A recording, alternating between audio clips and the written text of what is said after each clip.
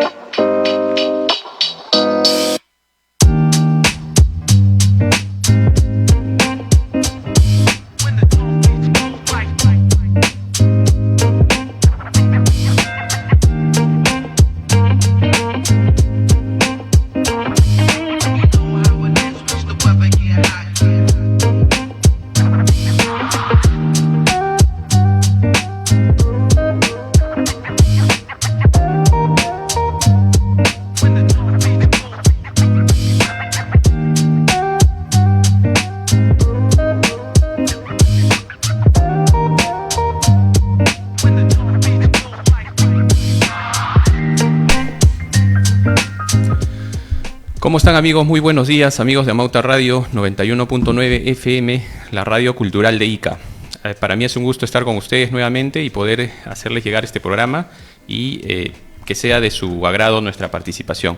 El día de hoy tengo una invitada especial, Luisa Rodríguez, psicóloga de profesión. Muchas gracias por recibir la invitación. Vamos a tocar el día de hoy un tema interesante en realidad para todo nuestro desarrollo humano, que tiene que ver con la psicología comunitaria. Este tema, según veníamos conversando, deriva de una de las ramas de la psicología, ¿no? Si no me equivoco, que tiene que ver con la psicología social, sí, que probablemente también se relaciona con otras disciplinas. Así para conocer y entender de qué trata la psicología comunitaria, nos gustaría expliques un poco más. Okay. Buenos días, Lucho, buenos días a toda tu audiencia, gracias por la invitación, ya, por fin, ¿no? Un tema de psicología, ¿no? Tan importante ahora en nuestra sociedad. Mira, el tema de la psicología es muy amplio, ¿no? Entonces poder estudiarlo, psicología, pues sería muy burdo, no sé, atrevernos a estudiarlo así de forma tan amplia. Entonces hay que dividirlo, hay que seccionarlo, ¿no? Entonces la psicología de todas maneras va a partir del comportamiento, empezando por eso, del comportamiento, pero ¿cómo una persona se comporta? Se tiene que comportar en los grupos sociales, ¿no? Entonces, siempre cuando pensamos en psicología, decimos enfermedades patológicas. Por ejemplo, hace unos días ha sido el Día de la Salud Mental y hace unos días, el 2 de octubre, ha sido el Día de la Violencia, ¿no? Entonces, todas estas cosas son manifestaciones a través de interacciones sociales, ¿no? Entonces, hay conductas, hay comportamientos, porque el hombre se relaciona con otros hombres, con otros seres humanos. Entonces, ¿habría comportamiento sin interacción? Claro que lo hay, ¿no? Por ejemplo, se puede relacionar con su ambiente, se puede relacionar con su entorno y eso es lo que hace el hombre, ¿no? Cambia y modifica su entorno. Entonces, la psicología social parte de, considero yo que es el enfoque en el cual me estoy especializando, desde la interacción y las relaciones que tiene el ser humano. Entonces, la psicología comunitaria va a estudiar este lado de cómo es que las poblaciones pueden enfermarse y también pueden sanarse de forma común, ¿no? De forma normal, ¿no? Por ejemplo, como te comentaba, ¿no? Si la sociedad nos enferma, la sociedad nos tendrá que sanar, porque al fin y al cabo tú, yo y todos los que estamos aquí, pues somos parte de una sociedad que se enferma, ¿no? Claro. Que al fin y al cabo avalamos y dejamos y apostamos por cosas que también nos enferman, ¿no? Pero entonces somos parte de esto y a la vez queremos no ser parte de esto, ¿no? Entonces, pues, por eso la importancia, yo creo, de la psicología social, de la psicología comunitaria, ¿no? Entonces, como que para dar como foco de atención, sí, ¿no? Te comento algo breve. Estuve revisando algo del tema de psicología, te soy sincero, y hay un profesor de la PUC, que es Jorge Llamada, es un psicólogo social, investigador. se dedica, digamos, a estudiar un poco las formas de interacción del peruano en sí, ¿no? Yamamoto, ajá. Yamamoto, sí, Yamamoto. Y sacó un estudio de las identidades del peruano, claro, y sacó 2 tipos de identidad del peruano, ¿no? El peruano respetuoso y el peruano desubicado.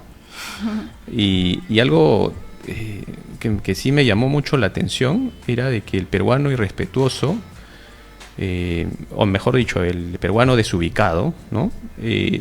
Se desarrollaba, su núcleo de acción eran en las ciudades, principalmente en la capital. Y otras características que tomaba del peruano desubicado, ¿no? Y él lo refería a que el peruano desubicado era aquel que era chismoso, aquel que gozaba con generarle crítica o a través de la envidia del progreso de otro. O sea, siempre estaba incluso culpando al entorno del problema que tenía. O sea, todo era culpa de otros, no de él, ¿no? Pero algo que me sorprendió era que este peruano desubicado se localizaba en las ciudades. Este peruano desubicado tenía un nivel intelectual alto. En su contraste, el peruano, digamos, el correcto, ¿no? El conservador, se ubicaba en las zonas de la sierra, que no tenían instrucción, pero sí tenían valores muy arraigados, ¿no? Entonces me llamaba mucho la atención, ¿no? ¿Por qué sucede esto? ¿Es parte de la psicología social? ¿También tiene que ver con la comunidad? ¿La comunidad cultiva eso? Por ejemplo, la comunidad de la sierra, digamos, sin generalizar, ¿podrías tener explicación sobre eso? Porque en Lima vemos que existen muchas criolladas, cosas negativas, malos comportamientos, y eso se copia también, es parte de esto de la sociedad, ¿no? Ajá, claro. Por ejemplo, el psicólogo Yamamoto es uno de los psicólogos que está trabajando mucho en el tema de psicología social, pero con base pues científica, ¿no? Llama mucho la atención de este tema de lo que tú mencionas, el peruano criollo, el peruano las peruanadas, ¿no? Y también trabaja el ámbito de las bromas, ¿no? ¿Cómo te das cuenta de, por ejemplo, ahora lo que salió, lo del conazo, o sea, y muchas otras cosas más, ¿sí? Y muchas otras cosas más que, o sea, son violencia al fin y al cabo, sí, ¿no? Son violencia encubierta. Entonces, eso, ¿qué es lo que pasa, por ejemplo, en las comunidades? De alguna u otra manera hay violencia, sí, pero hay violencia tapada, ¿no? Que se tapa con más violencia, ¿no? Todos se callan, todo es más solapado. En cambio, en las sociedades, en las urbes, pues esta violencia pues se aviva, ¿no? Y se saca de manera jocosa, de manera en jolgorio, ¿no?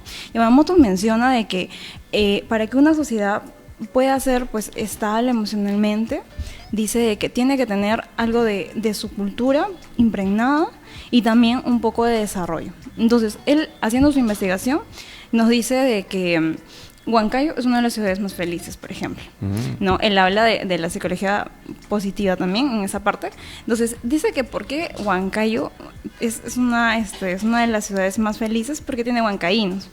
¿Por qué? Porque también valoran mucho su cultura, pero a la vez también es una ciudad que en Junín pues resalta bastante, ¿no? Y colaboran mucho, ¿no? Son muy dadivosos entre ellos. Son muy dadivosos, o sea, no son envidiosos, ¿no? Cosa de que pasa en otros lados, ¿no? En mismo Ica. Entonces también, por ejemplo, se hizo un estudio a nivel de cuán voluntariosos son los peruanos, ¿no? Entonces, Ica está en uno de los últimos puestos de ser voluntarioso, de ser desprendido, ¿no? De dar a los demás. En cambio, en Huancayo, la investigación que se hizo contrasta de que es diferente. Entonces, eso nos lleva a de que, por ejemplo, esta ciencia, ¿no?, de la psicología social no se hizo por un peruano, o sea, no se empezó a abordar tanto por nosotros, sino por una psicóloga chilena, María Mancilla. Entonces, también por este psicólogo Yamamoto. Entonces, son cosas que van externas. Uno, por ejemplo, como te comentaba, somos muy diferentes, y buscar una personalidad única de, por ejemplo, cómo somos los peruanos, sería un poco raro, ¿no? Por ejemplo, en la selva son quizás un poco más recelosos, un poco más sentidos, no le juegan tanto a la broma. En la sierra sí, o sea, se prestan un poco para el tema más formal incluso, a pesar de sus danzas y todo esto. Y en la costa somos muy diferentes, ¿no? Es un contraste de que ya estamos más modernizados, vamos a decirlo así, y entonces se empieza a aceptar la broma como, la violencia como broma, ¿no? Claro, y se generaliza, o sea, se toma como algo normal, ¿no? Al fin y al cabo es violencia, ¿no? O sea, si bien es cierto, la violencia no se transmite de forma física, pero con esta invención de las redes sociales, las comunicaciones, etcétera, hay una violencia, digamos, per se, ¿no? Está ahí. Ajá, sí, como pero, tal. Claro, pero por ejemplo, o sea, todos ahora manejamos pues celulares y todo eso, ¿no? Entonces, ese impacto del tema de los celulares afecta bastante en el tema de cómo compartimos la violencia, ¿no? Entonces, el que comparte, no sé, quizás más cosas graciosas, más memes, pues es el más popular, es el más resaltado, ¿no? Y esto tiene mucho poder a nivel cultural, a nivel social, porque quizás las comunidades no tienen tanto acceso a ello. Claro. Entonces, es por eso que también su nivel de gracia, de ser hilarantes, también es mínimo, ¿no? Uno de los problemas que se suele comentar mucho en aspectos de trastornos y en temas de análisis, sobre todo para el tema social, hablan de que uno de los grandes problemas o uno de los grandes afecciones del ser humano de este siglo es la depresión. Este tema de los insultos, las burlas, que ahora ya se han traducido hacia lo tecnológico, contribuyen a generar esta depresión, a generar esta afección emocional. Y quiero terminar con esto, me recordé que hablamos, creo, una oportunidad sobre el general Donaire, por ejemplo, es congresista, que en sus declaraciones que dio en RPP, en una entrevista, ¿no? Que lo habían acusado, bueno, ya está prófugo, dicho sea de paso, ¿no? Pero más que todo al acto, viendo cómo se desarrolló, era de que él expresó, llorando, ¿no?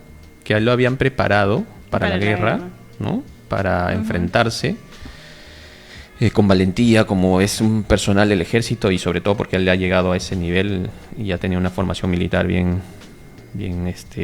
digamos, sólida, pero que a él no le habían preparado para recibir o para que él sienta dolor en el alma, ¿no? Un poco parafraseando lo que dijo. Entonces son cosas distintas, ¿no? Uno puede estar preparado para las acciones, digamos, físicas o los retos, pero para esas cosas que te van llegando a través de este medio, te afectan. Y de alguna forma también eso contribuye, a mi juicio, al tema de la salud, digamos, emocional, ¿no? De las personas, que se va exacerbando en el tema de la depresión, que es precisamente ese problema que muchos coinciden que es uno de los males de este siglo, ¿no? Ok, mira, comentabas primero de la depresión. Entonces, sí, es ahora estamos viendo que pues las enfermedades de salud mental de este siglo, de esta época, es la depresión y el estrés, ¿no? Entonces, hay enfermedades que cada vez van aumentando. Por ejemplo, el cáncer es una enfermedad de por sí depresiva.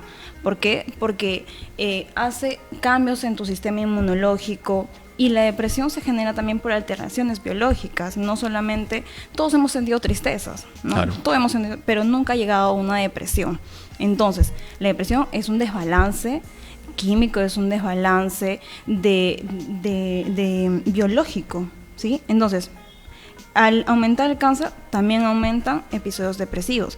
Se dice de que en el Perú, en algún momento, todos los peruanos vamos a sufrir en algún momento algún tema de salud, de alguna enfermedad mental, en leves niveles en algún momento, ¿sí? Pero entonces, ahí pues hay bastante que agarrar, Lucho, porque ¿qué es el porcentaje que se destina a salud mental? Un 0.1%, o sea, es un del chiste, presupuesto. Sí, es un chiste, o sea, sí. Entonces tú no quieres personas enfermas, Entonces, ¿qué trabajas? Trabajas prevención, ¿no? Claro. El nivel básico. Y entonces muchas de Desde estas las cosas... escuelas, ¿no? En las escuelas, en las familias, en las comunidades, ¿no? En las comunidades en realidad, porque, como te digo, mira, tú ¿de dónde te empiezas a enfermar? Estás en tu casa, estás tranquilo, sales, encuentras basura. ¿Te estresa o no te estresa? Okay. Ya va contribuyendo a Ya está esa contribuyendo, negatividad, ¿no? ¿no? Entonces, no sé, la vecina te amontona cosas. Hay rumores, hay chismes, hay peleas. Entonces, ese estrés desde tu propia casa genera incomodidad en el trabajo, en la escuela y todo esto, ¿no? Entonces, se tiene que hacer prevención de todos esos lados, pero no hay inversión. Desde ese punto de vista de salud mental, por ejemplo, en políticas públicas, ¿cuánto es lo que se está invirtiendo? ¿No? Que por lo menos ahora en Ica ya vamos a tener 2 centros de salud mental comunitario, ¿no? Que eso es muy, muy bueno de apreciar y de resaltar, ¿no? Pero, por ejemplo, ahora yo veía, y pues en mis años también de estudiante, cuando hay los días importantes, ¿no? Días de la salud mental, día de psicólogo, día de la violencia, día de la mujer, todo eso. ¿Acaso el establecimiento donde tú trabajas te da para hacer tus materiales, cosas así? No, eso sale de los mismos, a veces mismos personal, los mismos internos, los mismos voluntarios, cosas así. Entonces no hay inversión de cómo poder fomentar el tema de la salud mental. Y ahora muchos creen de que, por ejemplo, yo sé algo de este punto emocional y puedo salir a hablarlo, a relucirlo, ¿no? Entonces, a nosotros los psicólogos no se nos da tampoco la importancia de vida, ¿no? Uy, no, y ahí podemos hablar de, por ejemplo, esta ley absurda de la salud de salud mental, ¿no? Que nos quita demasiados beneficios, nuestra misma práctica, ¿no? Entonces, ¿para qué estudiamos? ¿Para qué somos psicólogos, no? Entonces, la depresión, como te digo, está aumentando, sí, está aumentando por el tema también de cada vez más incremento de enfermedades, cada vez la vida es más estresante, más difícil, y también por eso lo que tú comentabas de general, las personas libremente no se abren, no se expresan, ¿no? Como yo te comentaba ese día, yo empecé estudiando psicología y decía, ¿por qué estudiar cosas que todos ya deben de saber? Todos deben de saber dar un abrazo. Todos deben de decir oportunamente un te quiero. Todos deberían de relacionarse de forma correcta, o sea, de ser amables, de ser respetuosos. O sea, eso no te quita nada. Pero ahí vamos, ¿no? Las personas se mezclan entre ellas mismas y pierden su misma identidad, ¿no? Entonces, la depresión es una de las enfermedades de salud mental que va a estar cada vez en crecimiento y ahí partimos, como te digo, ¿no? Todos hemos sentido tristeza, pero jamás hemos llegado quizás algunas veces a la depresión. Y otra cosa, llegar a una depresión pues mayor ya requiere también de medicación y todo eso.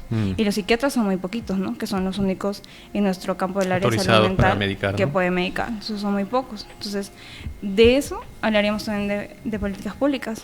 Claro. ¿Qué tanto está invirtiendo el Estado en su gente, ¿no? Claro. En los peruanos.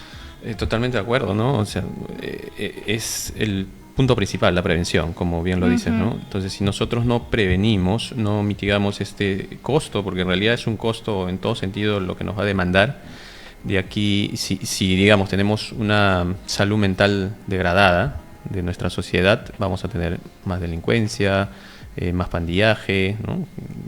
Que va de la mano, más maltrato, violencia, etcétera, etcétera, ¿no? Claro, y sobre todo disociación de la sociedad, ¿no? Echarle la culpa a todos de lo que sucede y no es con uno, ¿no?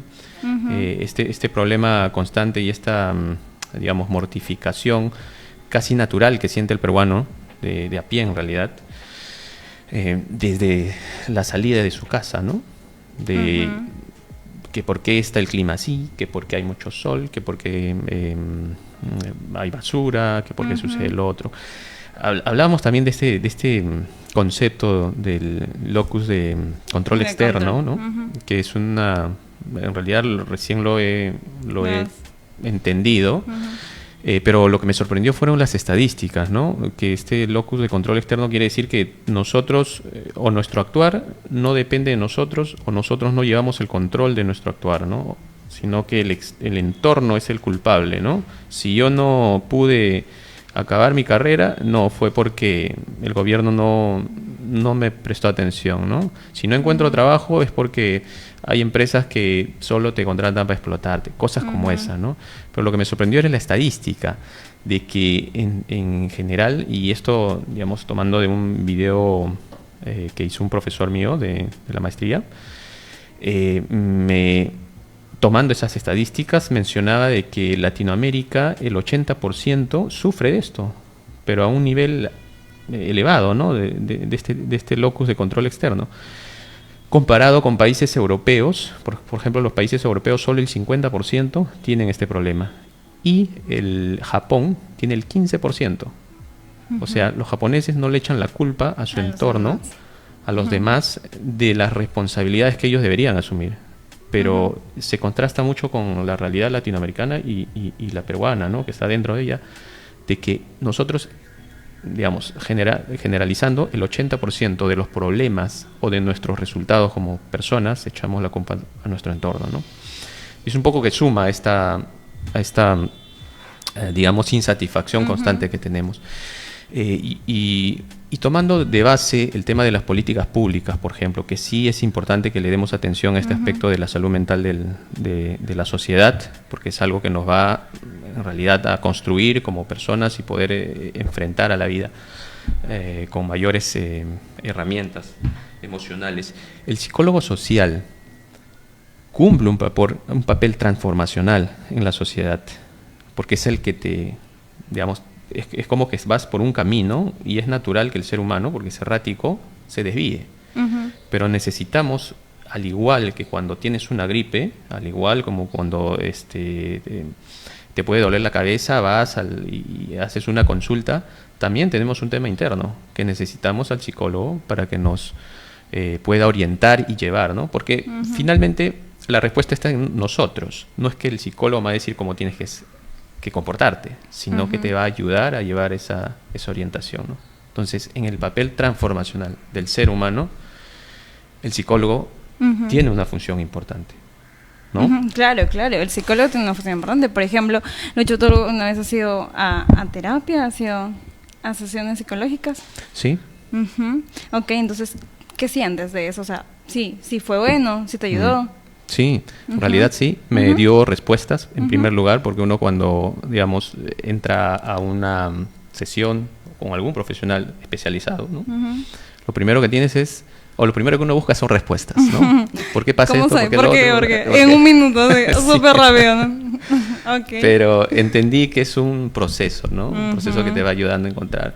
Y en realidad yo creo que eso debería ser constante en la vida, ¿no? Sí, claro. Por no ejemplo, solo un momento y ya estoy sano, ¿no? Sí, claro. O sea, por ejemplo, muchos creen aún de que los psicólogos son caros, ¿no? Pero es más caro curarte, ¿no? Sí. Entonces, a ver, lo que tú me decías con respecto a este tema del psicólogo social es transformador, ¿no? Claro que el psicólogo social es un agente activo, ¿no? Aparte de hacer mi especialización en esto, también estoy haciendo mi especialización en psicoterapia TREC, ¿no? Entonces, para abordar casos el tema de el pensamiento, emoción y la conducta, ¿no? Entonces, tú me decías de que por qué nosotros le echamos tanto la culpa a los demás, ¿no? Por ejemplo, ahora hemos sacado a los congresistas, hemos hecho todo este revuelto, pero por nuestras malas decisiones, ¿no? Entonces te das cuenta, tú llamas a una persona y en su pensamiento individual, ¿no? Entonces te dice algo, pero en su pensamiento colectivo te dice otras cosas. Entonces, una persona es diferente cuando está sola y cuando está con sociedad, ¿no? Entonces, con sociedad te pones más empoderado, más embravecido, más todo eso. Entonces, estando en un colectivo, ya no eres tú, es la masa, es la colectividad. Entonces, estando ahí, hago pues Fuente Ojuna, ¿no? Nadie fue. ¿Quién votó por ellos? Nadie. Y incluso los que están ahí mismo, puede que hayan votado, y eso, o sea, es lo más resaltante, ¿no? Que hayan elegido esas mismas autoridades y que luego se estén quejando, ¿no? Como por ejemplo, como te comentaba, ¿no? Del libro, de la cacosmia, en el cual, pues, el alcalde decide sacar la basura de toda la ciudad, y entonces los mismos pobladores se sienten inconformes, ¿no? Los primeros días, oh, qué limpio, qué ordenado, ¿no? Pero como que ya estás siempre en tu lado de confort, en tu lado, pues, que esto te hace sentir a gusto, el pueblo se empezó a quejar, ¿no? Eso es lo que nos dice el libro, que el pueblo se empezó a quejar y ellos mismos reclamaron que vuelva la basura. Entonces el alcalde sorprendió, ¿no? O sea, ¿cómo va a pasar esto? No, imposible. Y entonces ellos generaron su basura. Dije, así nos sentimos cómodos, así estamos muy bien. Entonces, y eso también pasa en las enfermedades, las enfermedades mentales, Lucho, porque hasta que una enfermedad, hasta que algo no te genere incomodidad, no vas al médico. O sea, yo sé de que mi hijo se está portando mal, pero se va a pasar.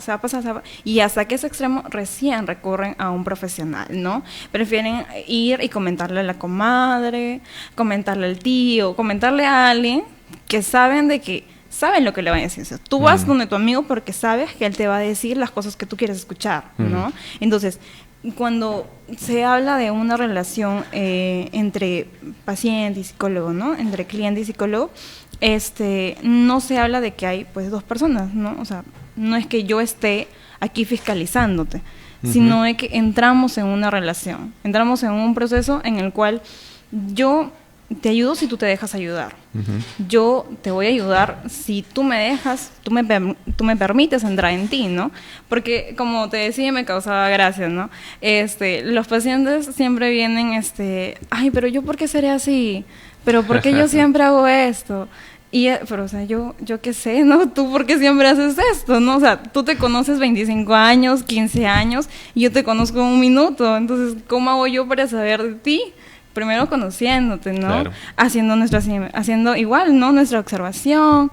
Es porque una entrevista psicológica es eso, ¿no? Son pasos también de un método científico, ¿no? Vas explorando al individuo, ¿no? Vamos explorando, vamos entrando. ¿Y cómo permites a alguien externo que sí entre en ti, ¿no? En la manera en cómo piensas. Siempre hay filtros, ¿no? Siempre hay filtros en el cual la persona oculta. Por ejemplo, en el tema de la queja que tú dices, ¿no? ¿Por qué yo, no sé, salgo y digo, él es chismoso, pero yo no lo conozco? Es porque yo deposito mis cosas que yo tengo adentro, que yo sé que no las puedo sacar, en otros. Y ahí vamos al tema de la broma. Por ejemplo, un insulto suena mejor decirlo como manera de broma que decirlo de forma normal, ¿no? Por ejemplo, una persona quizás nunca se atrevería a decir algo que realmente siente si no es aceptado socialmente, ¿no? Entonces, se chacotea, se pone chapas, ¿no? Y nosotros somos muy así, muy ligados a poner chapas, a poner sobrenombres y todo esto, ¿no? Porque se acepta socialmente, ¿no? Entonces, el niño, por ejemplo, el niño se porta mal, o el niño, no sé, hace alguna travesura, alguna majería en realidad, y todos se ríen. Entonces el niño ya aprendió de que eso llama su atención de los adultos, ya aprendió de que esa manera pues lo van a hacer pasar y va a terminar pues siendo aceptado, ¿no? Entonces todos entendemos de esa manera. Entonces, en realidad, en Latinoamérica y en el Perú, o sea, aún seguimos muy enfrascados en el tema de que los otros tienen que hacer cosas por nosotros, ¿no? Entonces, ahí es donde vamos. No solamente el Estado tiene, por ejemplo, que preocuparse de temas de salud mental, sino tú como persona. Tú, en realidad, tienes que ser bueno con las demás personas, no por el hecho de que las demás vayan a ser bueno contigo, sino por la calidad de ser humano que tú quieres ser para el mundo, ¿no? Y también me hablabas un poco del tema de cómo es de que aquí vamos perdiendo también libertad. Te hablaba ese día, ¿no? Entonces, que no puedo ser yo mismo, entonces que tengo que respetar estas cosas, tales normas. Es que en realidad estar en un estado te implica ya tener normas, ¿no? Claro. Entonces, ahí el hombre es libre, el hombre puede hacer cosas o no. No sé, ¿tú qué opinas? Bueno, mientras no transgreda los derechos de otro, ¿no? Mientras viva una sociedad donde las reglas sean iguales para todos, ¿no? No se puede imponer libertad a la fuerza, ¿no? Como en realidad la historia nos la ha enseñado. Por ejemplo, cuando sucedió este tema de la Revolución Francesa y Francia comenzó a invadir otros estados para imponerles la libertad a la fuerza, ¿no? O sea, tú tienes que ser libre y la libertad no se impone, ¿no? Sino se siente la libertad, que es algo distinto, ¿no?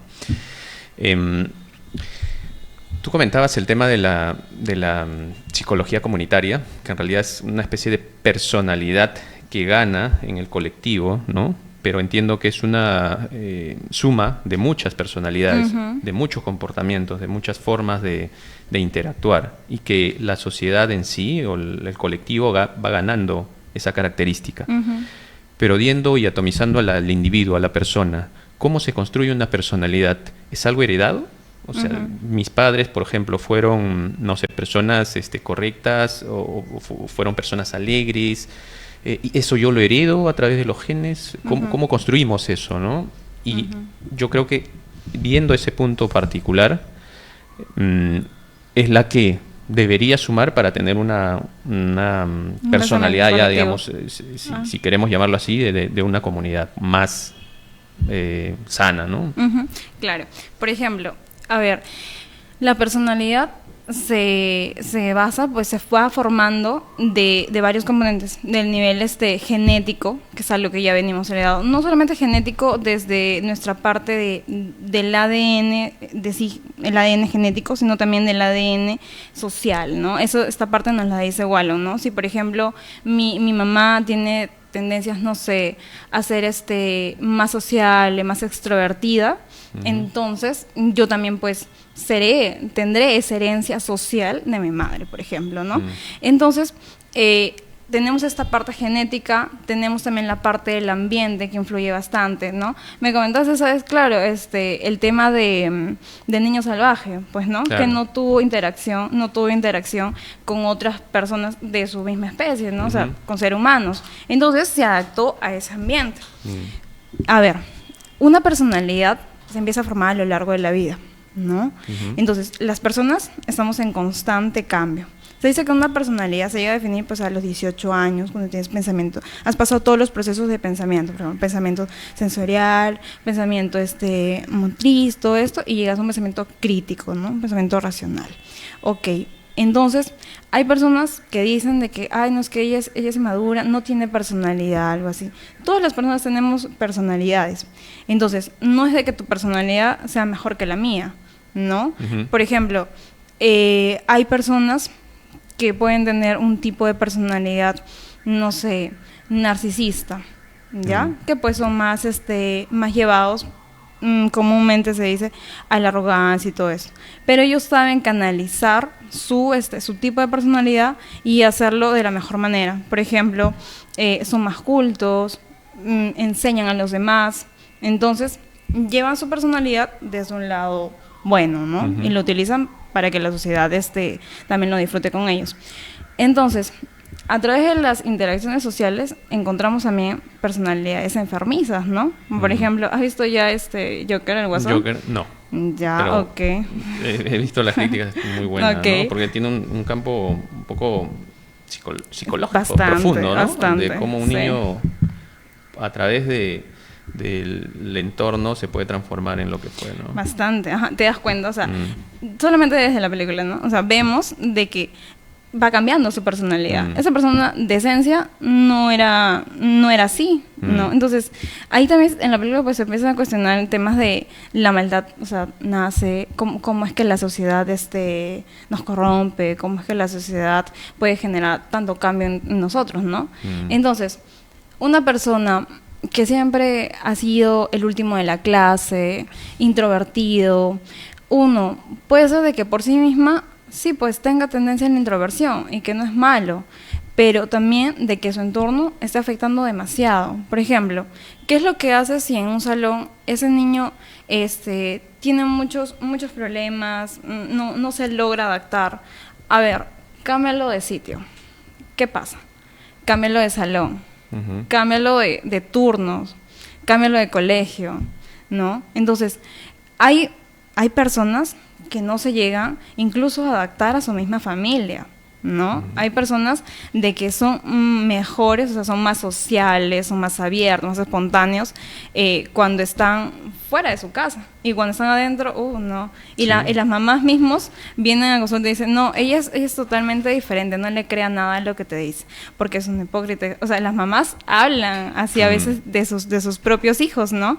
Pero las mamás creen conocer a sus hijos desde su ámbito familiar. Pero las personas somos muy diferentes en diferentes lugares, ¿no? Y no es de que seamos bipolares, porque también muchos de los términos psicológicos se usan muy a la ligera, ¿no? Ay, no, tú eres diferente aquí, eres diferente allá, ella es bien bipolar, no. La bipolaridad es una enfermedad mental. Entonces, eso hay que tomarlo en serio. Las personas que tienen bipolaridad, o sea, te genera sufrimiento.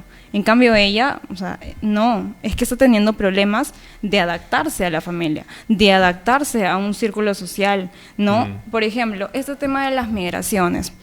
¿Tú qué piensas, Lucho? ¿Tú crees que los venezolanos son felices estando acá? No, sinceramente no. Yo creo que es un tema más de cubrir necesidades básicas, ¿no? Porque tienen dinero para alimentarse diario, Sí. O sea, tienen cosas... ¿Qué dices tú? O sea, necesidades básicas, pero en realidad son felices, les gustará estar aquí, así No como creo. a nosotros a veces nos incomoda, y pues hace unas semanas se escuchaba mucho el tema de la xenofobia y todo esto, ¿no?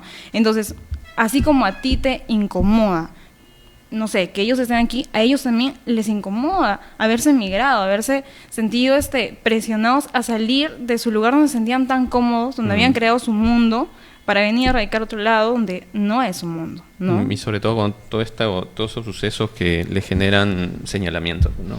Temas delincuenciales, ¿no? Pues sí.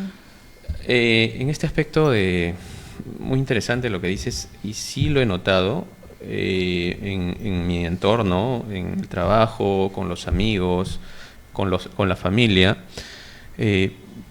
sucede este patrón, ¿no? Que a veces somos distintos, nos comportamos de distinta forma en el trabajo y estamos de distinta o tenemos un comportamiento distinto fuera de él. Lo mismo, ¿no? Podemos comportarnos de una manera en la casa, de una manera distinta fuera, ¿no? Entonces son escenarios en los que contribuyen a sacar eso de nosotros.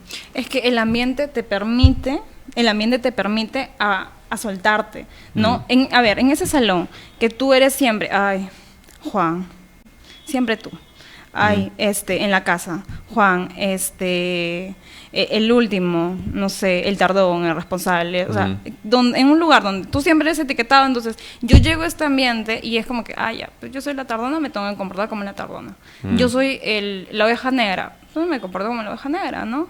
Entonces, en un ambiente donde puedes ser tú, donde ya no estás estigmatizado, donde ya no tienes códigos, ni nada de eso, entonces empiezas a generar una personalidad quizás más sana, donde las personas son amables, uno que llegue y que sea intolerante, que sea agresivo, no es aceptado, ¿no? Entonces te rechazamos.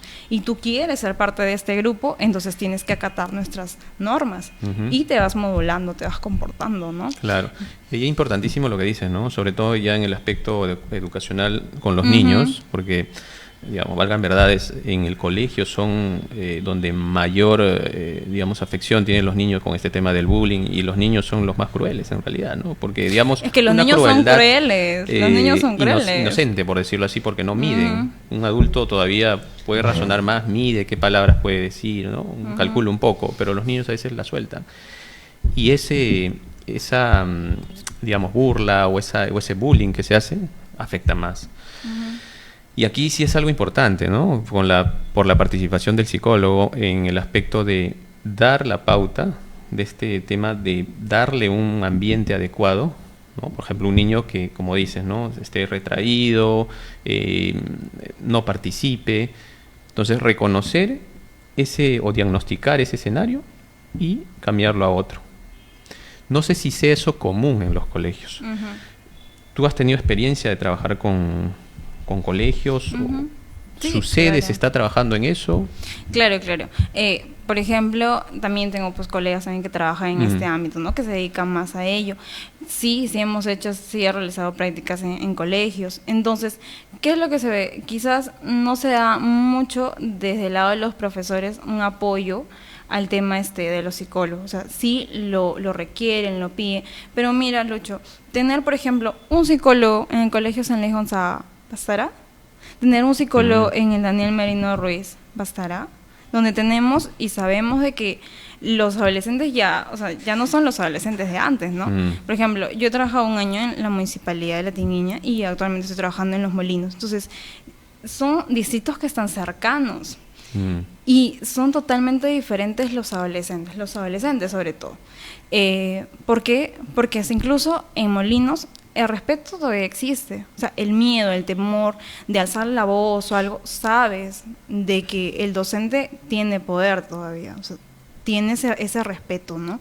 Pero eso, cosa que no he podido ver tanto en Tiguiña, ¿no? Entonces, o en el San Luis. Los chicos, o en el San Luis también, o sea, los chicos son más osados, los profesores tienen miedo, pero tampoco eso no escapa. Por ejemplo, en Molinos también yo he tenido casos en los cuales las docentes han tenido problemas alimenticios, Lucho.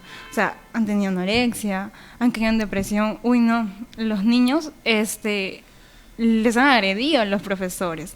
Entonces, todo esto parte de educación, pero la educación que te van a dar en el colegio no va a bastar, sino la educación familiar. Y a ver, unos padres que están mentalmente enfermos o unos padres que tienen conductas desadaptativas, que beben, que hacen su vida de forma descontrolada, educarán de buena forma a sus hijos, educarán y proporcionarán un ambiente saludable a sus hijos. No. Por ejemplo, mi papá llega tarde, mi papá grita, ¿yo con quién me voy a desquitar? ¿Con la profesora o con el niño? Y ya desquitarse con mi compañero es causarle estrés a la docente, ¿no? Entonces, es un círculo vicioso, ¿no? Es un círculo vicioso de todas maneras, y eso es lo que nos dice Dandura, ¿no? El aprendizaje vicario. Entonces, ¿de dónde un niño observa a decir groserías? ¿De dónde un niño sabe golpear, maltratar, hacer algo? De su entorno familiar, de su entorno de la escuela. Entonces, ahí vamos nuevamente a políticas públicas también, ¿no? Sí. ¿Qué cosas hacemos? ¿Acaso en todos los colegios hay psicólogos? En todos los colegios no lo hay. Los psicólogos son remunerados porque uno decía, Maslow, el dinero no es un medio, una felicidad, ¿no? No es el fin, no es un medio. Sí, no es el fin, es el medio, ¿no? Pero igual contribuye a que te sientas, pues, de alguna forma realizado, ¿no? Tú comparas precios con otras ciudades, ¿no? A nivel de psicología, y es como que no te sientes a gusto tanto acá, ¿no? Entonces, por ejemplo, ¿quiénes son los que están en los centros de salud haciendo Serum? Ahorita la mayoría son personas que vienen de afuera, ¿no? De distintos departamentos. ¿Por qué? Porque, por ejemplo, yo soy la primera promoción de psicología de la San Luis, ¿no? Entonces, recién nosotros postularemos para estas plazas. Recién también psicólogos de aquí, pues, llegarán a trabajar desde su mismo ICA, ¿no? Entonces, no hay tampoco muchas investigaciones de cómo poder ayudar, ¿no? No solamente la psicología se debe de apostar por el tema de decir, sino también comprobar, ¿no? De forma científica. Entonces, no tenemos tanto apoyo, no hay mucho apoyo, pero lo que se hace, pues, hay que aprovecharlo, ¿no? Una vez al mes creo que viene los psicólogos de la ley, algo así, entonces hay que explotarlo, hay que utilizarlo bien, hay que utilizarlo bien. Sí, bueno, en realidad triste de que no haya esta política pública y reforzar este aspecto que es importantísimo en realidad, ¿no? Los seres humanos no somos máquinas, ¿no? La sociedad está compuesta de personas, y si estas personas no tienen esa emoción, digamos, bien sólida en su actuar, no va a poder generar buenos ciudadanos, pues, ¿no? Y eso sí es parte de la política pública, porque la ciudadanía es la que contribuye, ¿no? Luisa, en general, ¿cómo somos los iqueños? Tú has podido sacar un diagnóstico, una radiografía. Tú me mencionabas hace un minuto y tiene que ver mucho con lo que hablábamos de Jorge Yamamoto, de las identidades que él había definido, ¿no? Como el peruano respetuoso y el peruano desubicado, ¿no? Y yendo un poquito a lo que mencionabas, ¿no? A veces en los molinos tienen otra forma de comportarse los adolescentes o los chicos, ¿no? Y un poco se relaciona con esto, ¿no? Porque hablábamos de que los ciudadanos de la sierra tienen valores un poco más fortalecidos, ¿no? Que ciudadanos de la urbe, ¿no? De la capital, sobre todo. Entonces, guarda relación con esto, ¿no? ¿Será porque hay en zonas como esta un núcleo familiar de mayor atención hacia los hijos que en las ciudades donde todo es trabajo, todo es, digamos, estrés y hay una desatención al comportamiento? Sino solo cuando, digamos, el profesor te llama y te dice las quejas, ¿no? Que ha hecho, ¿no? Pero no llevas un seguimiento. Probablemente este avance en lo tecnológico, en lo ciudadano, en lo, digamos, civilizado, nos esté llevando a esta desatención de uno mismo, ¿no? Porque nos estamos tanto acercando, estamos en plena cuarta revolución industrial, estamos todo abocados al aspecto tecnológico y de avance, pero estamos descuidando esta parte que es fundamental, ¿no? Que es de la psicología como tal, ¿no? Entonces, ¿cómo realmente podemos dar una aproximación del peruano iqueño? A ver, por ejemplo, Ica es un departamento muy importante en temas de ubicaciones geográficas, ¿no? Estamos pues en auto pues a 3 horas y media de Lima, ¿no? Estar cerca de la capital es un beneficio, pero también es una desventaja, ¿no? Por ejemplo, el psicólogo Yamamoto nos dice lo siguiente, ¿no? De que las ciudades que están más cercanas a la capital nunca prosperan. Por ejemplo, Trujillo. Y dices Trujillo, no dices el departamento, dices Trujillo, ¿no? Entonces, Trujillo es una ciudad resaltante en Perú, ¿no? Arequipa, que no está tan cerca a Lima, ¿no? Y tiene concordancia, tiene razón. Las ciudades en realidad que están cercanas no tienen tanto este crecimiento de la capital, porque siempre son opacadas por la capital. Uno, te estás dando cuenta de cómo se está transformando Ica. Sales a las calles, las cosas ya no son las mismas, ¿no? A diario va creciendo. Entonces, uno todavía Ica mantiene algo de tradición, sí, pero a la vez como que se pierde en esto. ¿Por qué? Porque está al costado de ciudades que tienen muy buena tradición. Por ejemplo, Los Paracas, Nazca. Uno piensa en Ica y ¿qué es lo que piensa más allá de Huacachina? ¿Qué es lo que piensa más allá?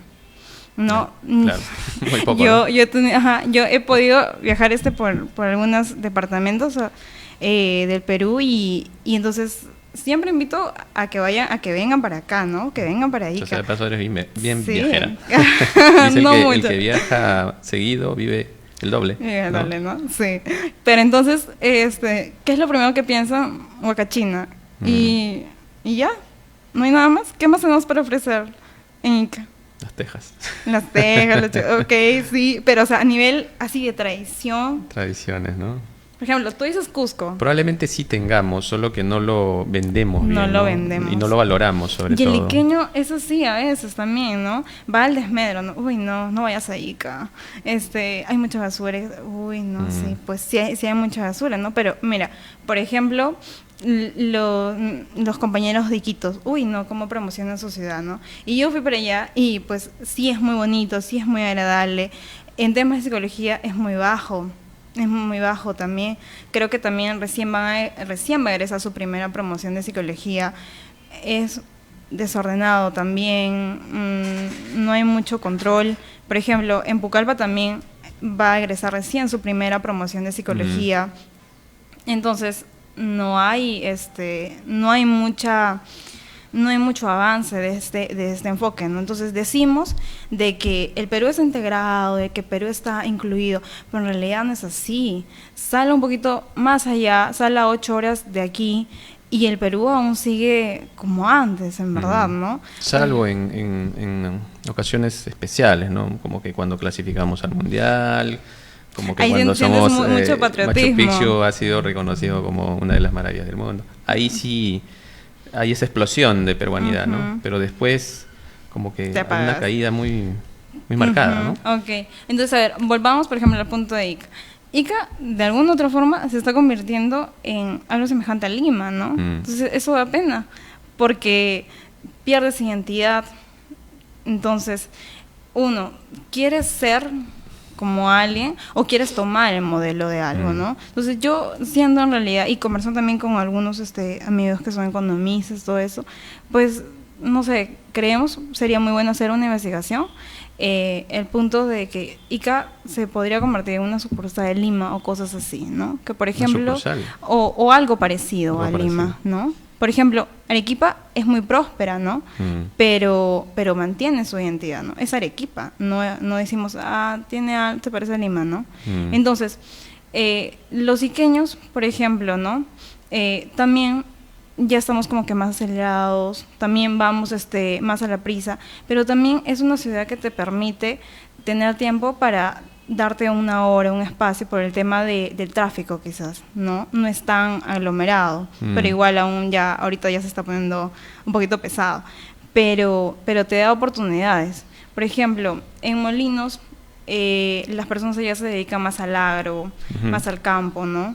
Entonces la vida es más tranquila, más pausada, pero a la vez ese sentimiento de culpa que ellos tienen al dejar a sus hijos, lo complacen con otras cosas, ¿no? Más acceso a los videojuegos, más acceso al internet, cosas así, ¿no?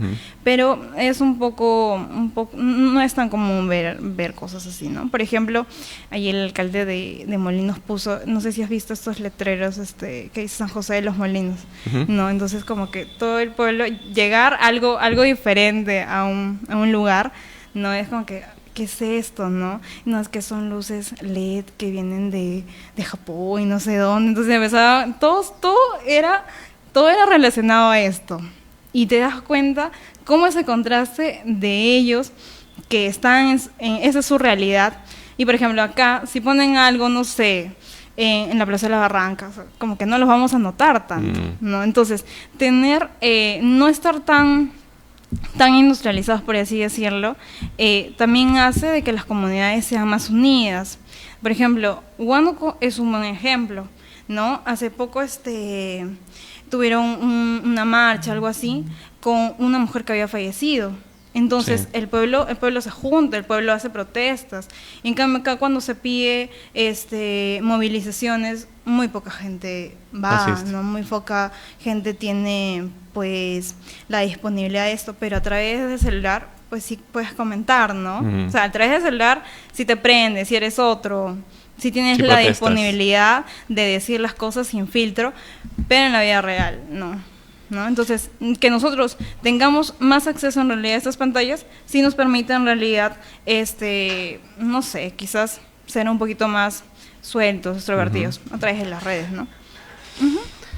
Excelente, Luisa, buenísimo. Hemos aprendido muchas cosas en realidad y es un tema amplísimo para seguir tocando. En realidad hablamos, ¿no? Y te comentaba un poco de que es una suerte de caja negra el cerebro del ser humano, ¿no? Pero digamos la ciencia de la psicología va avanzando precisamente a poder explicar y darle ese rumbo que necesita la persona, ¿no? En esencia. Claro, por ejemplo, o sea, un ratito nosotros no decimos, como te dije, ¿no? Que las personalidades sean malas. Por ejemplo, una persona que llega a tener, no sé, algún problema alimenticio, o sea, anorexia, cosas por el estilo, ella en su ser ha encontrado la única manera de encontrar homeostasis, ¿no?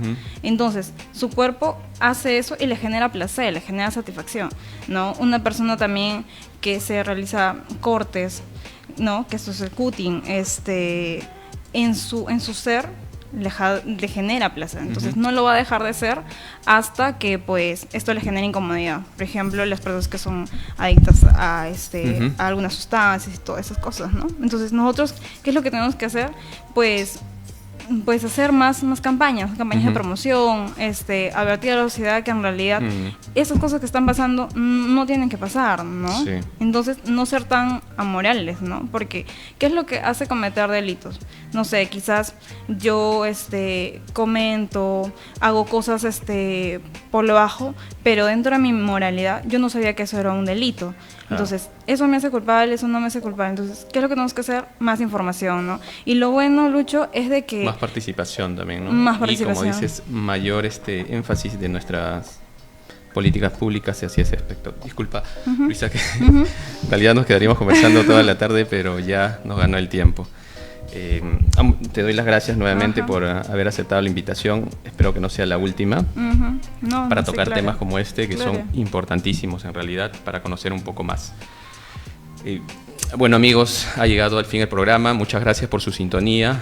Mi nombre es Luis Saco. Hemos estado con Luisa Rodríguez, psicóloga de profesión, muy joven, dicho sea de paso, una hermosa carrera que nos ayuda bastante a entender este aspecto un poco desatendido de nosotros como personas. Será hasta el próximo sábado y gracias. Hasta luego.